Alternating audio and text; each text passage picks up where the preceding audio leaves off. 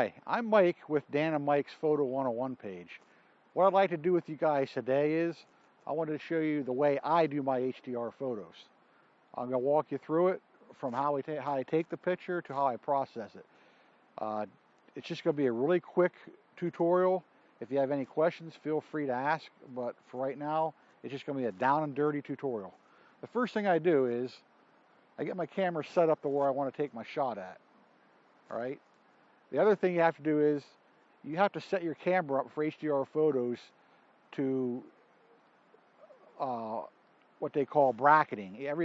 Certain cameras allow bracketing, some don't. I use the bracketing because what that does is you can set more than one exposure level. What I do usually is I do 3 different exposure levels. So you got to check with your camera directions, and that pretty much will tell you if it supports bracketing or not. But the way I do my bracketing is I set it up so I have a -2 exposure, a 0 exposure, and a +2 exposure. And what it does is it quickly takes those 3 shots at one time, and then when I get back to post-process it, I put all 3 of them together and process it like that. But we'll get into that when we do that. So anyways, my camera is now set up.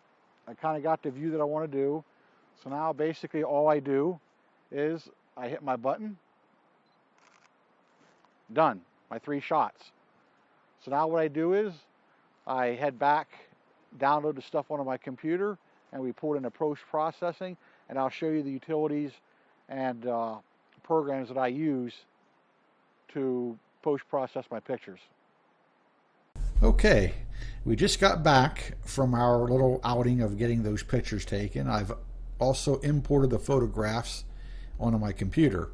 Now the 2 main programs that I use when I do my HDR photography is I use Lightroom, as you can see right here, and then I also use a program called Photomatix Pro, and I'll show you how that works when we get into it. But what I do is I pick the 3 images, and as you can see, you remember when I told you that the camera is going to take 2 different images or 3 different images? Well, right here they are. You got one at +2, you got one at 0, and then you got one at -2. So what I do is I go ahead in Lightroom and I take all 3 of them, I right click, and then I export it to Photomatix Pro. So it's going to ask me a few questions, whether I took it on a tripod, which I did. So I'll select that one on. It'll align the images, because sometimes if the camera would move, your images might be out of line, but this will automatically align them for you, reduce noise. So I'm going to go ahead and hit export, and after a few little minutes here, it's going to take us right into Photomatix Pro, and it's slowly doing it. Okay, now Photomatix Pro just fired up, and it's doing its thing. Just a few more minutes, or a few more seconds actually, not minutes. Now Photomatix Pro, you can also use that with single photos as well. It's not just for bracketed photos. You can also use it for single photos. But it's a pretty amazing piece of software. If any of you guys have been watching my Facebook page and you see a lot of my photos on there that I've been doing, this is all I've been using to do my HDR photos, is just these 2 programs. Okay, and here Photomatix Pro just spit out an image. Now this is like a black and white image. It will always use the last preset that you used, but on the right hand side here is your different, I guess for lack of a better term, they're presets. So normally what I do is, well, before I get into that, I'm getting ahead of myself here. Over on the left hand side of Photomatix Pro, you can adjust different things like strength, shadow contrast, etc. You can make all kinds of changes here if you want. And have fun, Normally I don't play with those. I'll show you where I do play with them once we get further in here. But what I do next is I go through the presets. I start up at the top, and I just kind of start scrolling down through till I see something that kind of looks interesting to me. You know, I don't like them to be too far out. Like this one here, for example, the clouds are like way out. So I go ahead and I scroll through, try to see what for particular preset. It just basically gives me a starting point on where I want to go with my photograph. And I'm not really seeing anything here that really catches my eye. So let me go to the other presets. And the presets I use a lot are Trey Ratcliffe's presets. He has a lot of presets that he did, and you can download them at a pretty cheap cost, and then you can actually import them into your Photomatix Pro, so it'll help you find what you're looking for as far as the unique look that you want.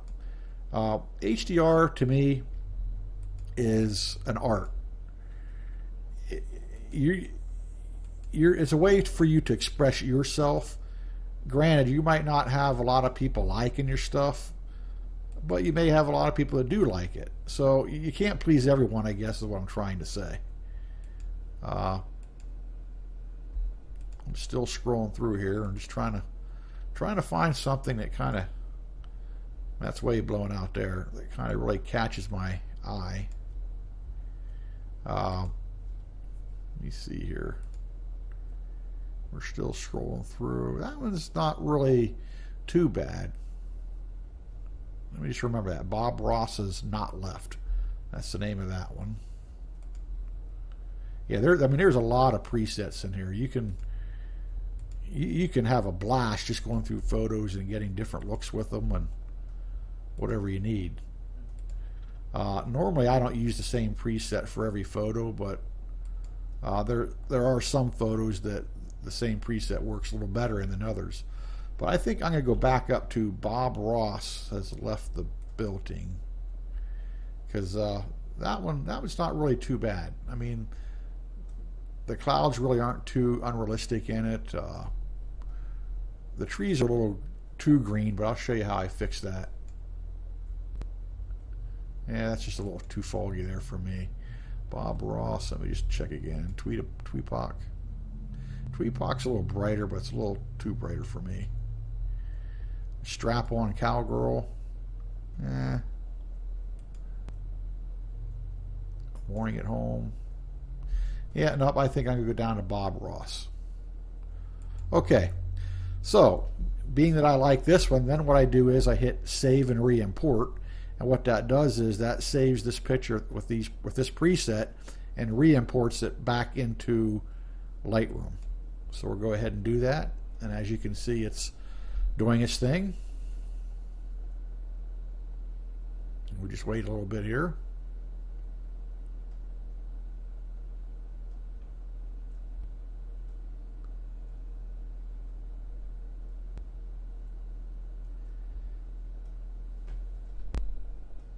And wait a little bit longer.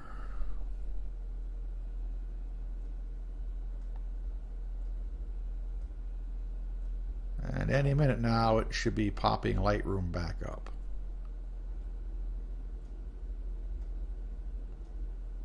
There we go. So Lightroom is back up. Now right here is the image that we just did. There's where the three that were imported, and this is what it spit out. So what I do then is I go ahead and I click on it. And if you click on the image, the nice thing about Lightroom is it'll show you here what ISO you used, what f-stop you used, and what your aperture and shutter speed was. I'm sorry, what your shutter speed was. You can also adjust your exposure from here, but I really don't. So basically what I do from here then is I go to the Develop tab. Once I highlight the picture that I want to develop, and it brings it up.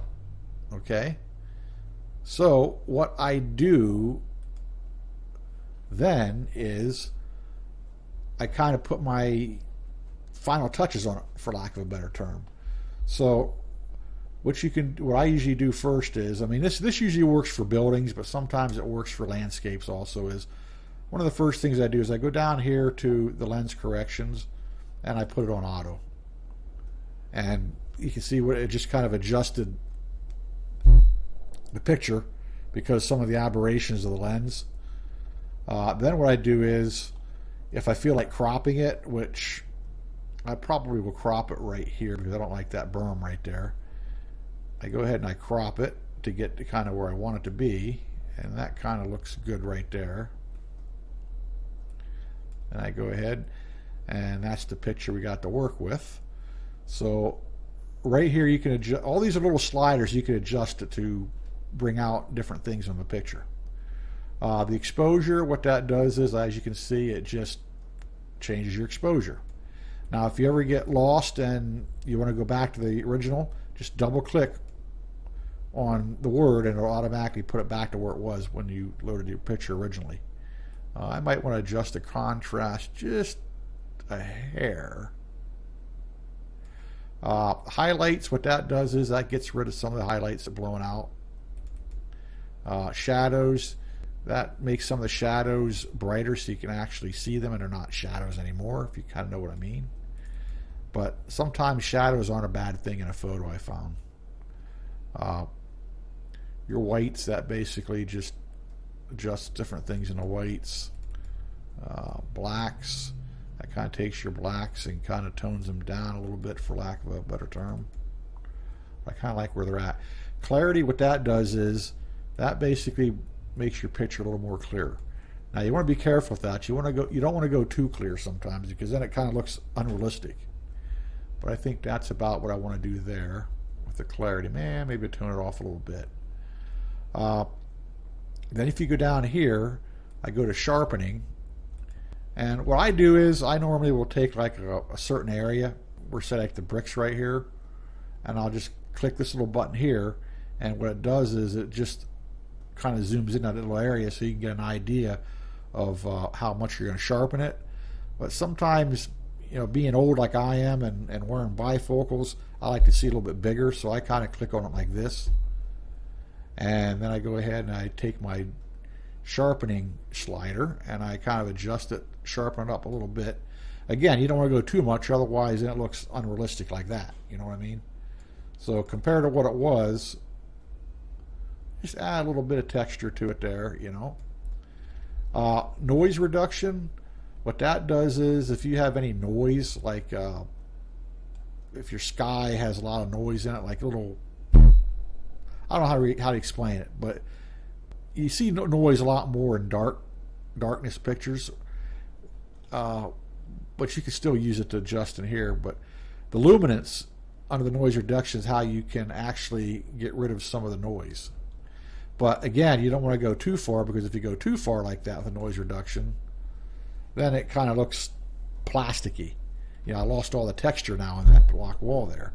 So I want to back it back down and maybe just add just a hair to it. And then I back it back out like that and get a grand look of the whole thing. And sometimes in your sky, like right there, you can see a lot of noise in the sky right there. So you might want to use your noise reduction to kind of blow a little bit of that out, which, as you can see, it cleared up a little bit.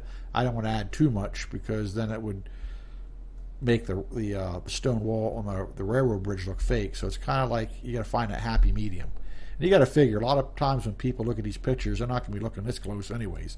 They're going to be seeing a picture like this. All right. But anyways, I'll just kind of like zoom in different areas just to, you know, make sure that the textures are okay or that nothing looks a little fake. And I scroll on down. Now these other sliders here, like the tone curve, the split toning, I don't really mess with those. I mean, you can mess with them and have a blast with them. If you ever screw up, there's always the reset button. You hit that reset button and it takes the picture back to when you first imported it in here, and then you can start all over again. So you don't have to worry about messing anything up. So continuing on down, I also, like I said, that green is just a little bit too much of a green for me. So what I'll do is I'll go down here to the greens and I'll kind of adjust the slider a little bit. Try to get it so it's not so green. Like this is far out green. That's too much. Yellowish green, actually. Just want to tone it down just a little bit, about like that. And then saturation, sometimes you can mess with that. I don't really think I need to mess with it in this picture here. I mean, that kind of spreads the color around a little bit, but I think I'm good with where I'm at. So lastly, the last thing I do is I go up here to vignetting. And I know Dan likes to use a lot of vignetting in a lot of his pictures too, and that's who kind of gave me the idea to use it. There's different vignettings. If you go all the way to the right, you can get that kind of vignetting. If you go all the way to the left, you get that kind of vignetting. And depending upon the situation, you might want to do a full vignetting like this or like that. It's all really up to you. It's your picture, your portrait, your work. I just kind of like to add just a little bit. It all depends. I mean, I can't say if I'm going to add a little bit. I did just say that a minute ago, but it comes down to what you want. I mean, let me see here. The white's kind of out. I only use that very rarely for like church pictures sometimes. I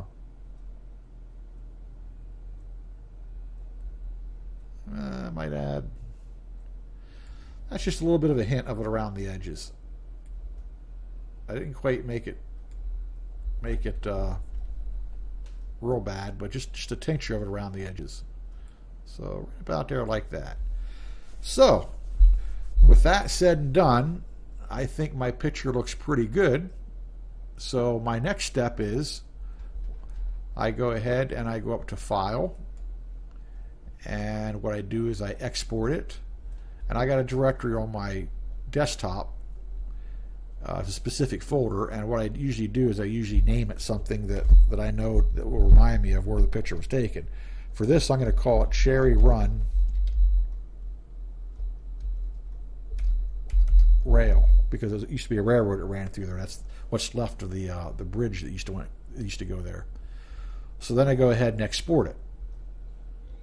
Okay, so as you can see, it's exporting it right now.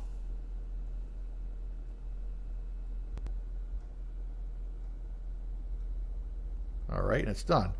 So now what I do is I go back to the library, and I go to that picture, which this is the one here that we just did, and I hit delete. I delete it right out of the library, and then I import. I go to the directory where I saved it at, and there's sort of a sneak peek of a picture coming up I'm going to be posting on Facebook. But anyways, right here is the picture. So I go ahead and I import it back into Lightroom. And there it is. It is imported back into Lightroom.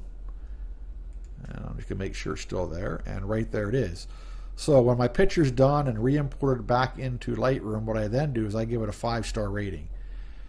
What that does, the star rating, basically, it just helps me identify my favorite pictures. So I can always look for my best pictures where I always have the 5 stars in. That's just the way that I keep track of my pictures. I mean, there's different ways of doing it. That's just the way I do it. So what I do then is, before I decide to upload it to Facebook, this particular picture that I saved is usually a pretty large file, so sometimes it takes a little while to upload to Facebook. So what I do then is I use another program, which I forgot to mention to you guys in the beginning, and it is called Elements. And what I do then with the Elements is I just go ahead and I open up the picture that I saved in that directory, okay, which right here it is. And then what I do is I save it again, but this time I'm going to call it Cherry Run Rail 2, so I don't overwrite the one that's already there. Now, right here on the JPEG options, this is where I'm actually making the file smaller. If I left it all the way up huge the way it was, it would be huge. So what I usually do is I back it down to about a 4 for the quality. You're never going to know that quality when you see it on Facebook. Plus, it's going to compress the file into 3.7 megs instead of the probably the 20 some megs it was before. So hit OK, and it saved it. And then basically, let me go to the directory just to make sure that it's in there. It's on my desktop. I'm sorry. RAWs.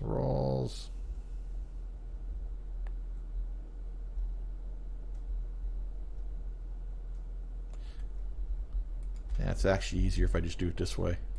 Just minimize everything and do it this way.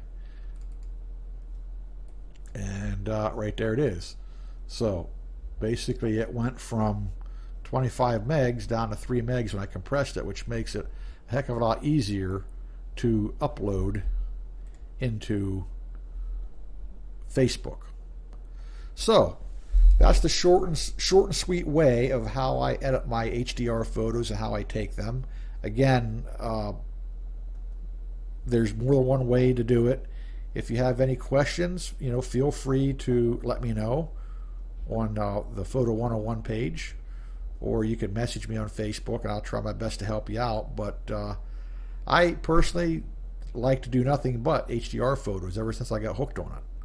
There's a lot of different photos that you can take with HDR that they just look amazing when you get done with post-processing with them. So again, thanks for watching this video, and we'll see you in the next video.